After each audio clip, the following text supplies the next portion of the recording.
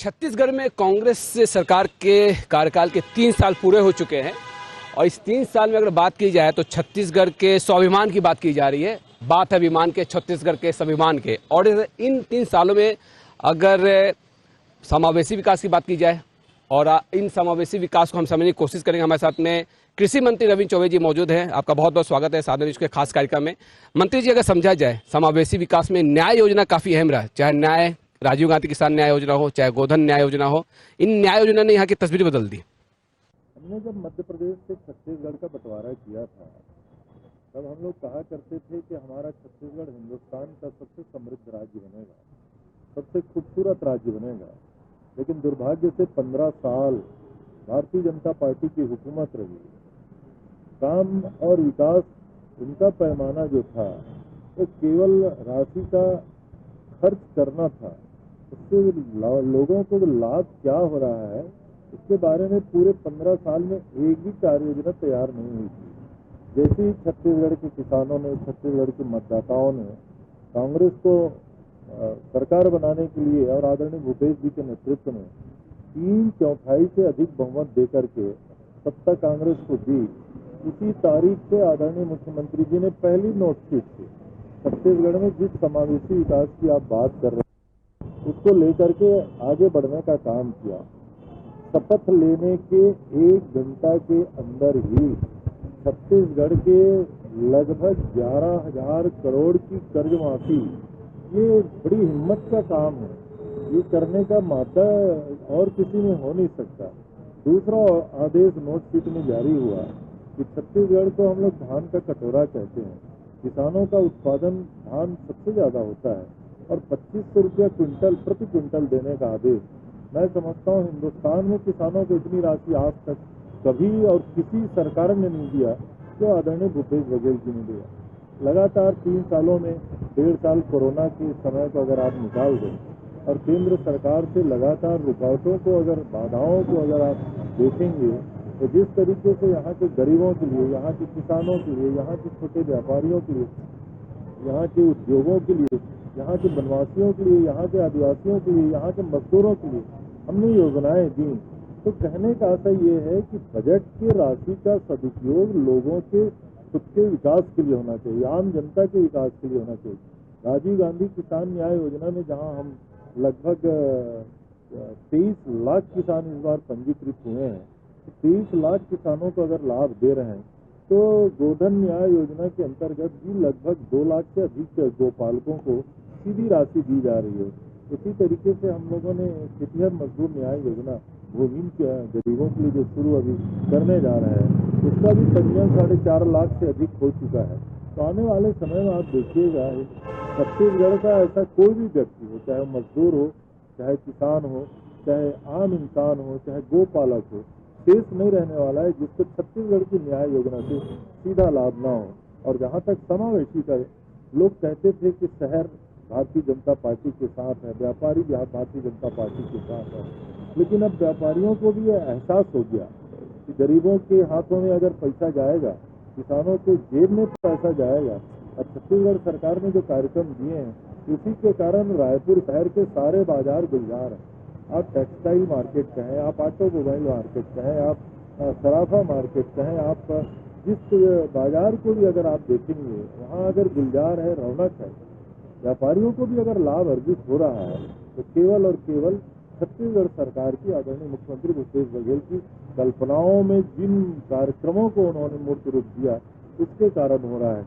और एक आखिरी बात, कोरोना काल में सारे हिंदुस्तान की औद्योगिक गतिविधियां बंद थी, व्यापारिक गतिविधियां बंद थी, व्यावसायिक गतिविधियां बंद थी। एकमात्र छत्तीसगढ़ वो राज्य है जहां हमने सारी गतिविधियों को संचालित रखा।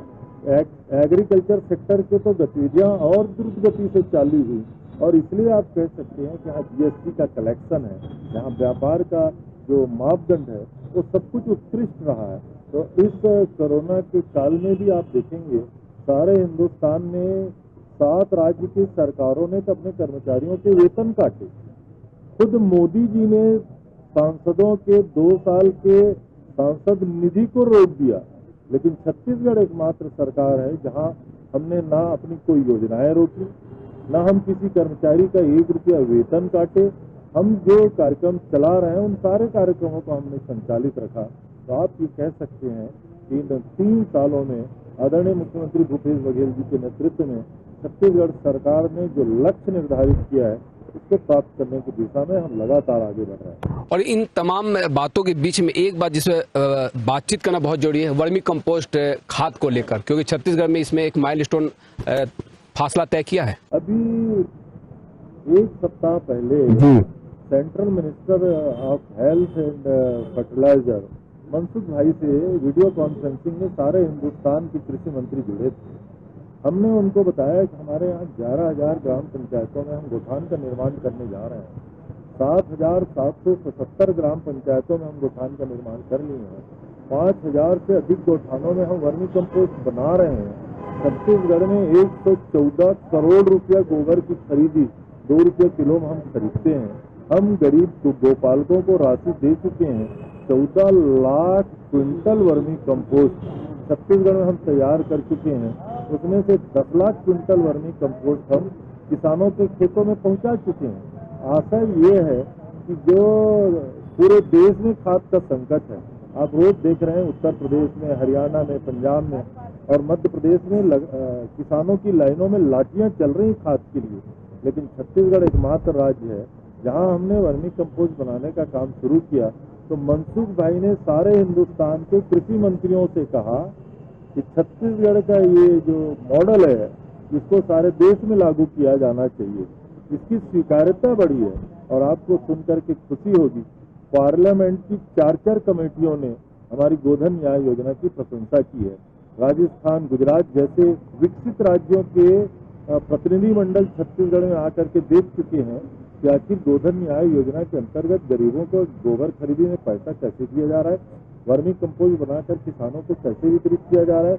मैं ऐसा समझता हूँ पूरे हिंदुस्तान में इतनी मात्रा में वर्मी कंपोस्ट ऑर्गेनिक फर्टिलाइजर बनाने का काम किसी ने सोचा भी नहीं था, जो काम छत्तीसगढ़ सरकार करने जा रही है। और लिहाजा इसीलिए छत्तीसगढ़ के विकास मॉडल की बात हो रही है इन दिनों। अब देश में 2 मॉडल की चर्चा होती है। गुजरात मॉडल को लेकर के आदरणीय मोदी जी ने पार्लियामेंट का चुनाव लड़ा और लगभग पूरा देश देख रहा है कि गुजरात मॉडल फेल हो चुका है। गुजरात मॉडल में केवल महंगाई बढ़ी है, आम जनता की तकलीफें बढ़ी हैं। इसका मॉडल है, इसमें गरीब भी है, इसमें मजदूर भी है, इसमें गोपालक भी है, इसमें किसान भी है, इसमें वनवासी भी है, इसमें आदिवासी भी है। तो आज सारे देश में दोनों मॉडल की जब चर्चा होती है तो लोग स्वीकार कर रहे हैं कि छत्तीसगढ़ का मॉडल जो है वो समावेशी विकास का माइलस्टोन है हिंदुस्तान के लिए, और सारे देश के लोग अब इसी दिशा में आगे बढ़ रहे हैं। हमारी गोधन न्याय योजना को मध्य प्रदेश सरकार लागू करने जा रही है, उत्तर प्रदेश में भी गोबर खरीदी की बातें होने जा रही है।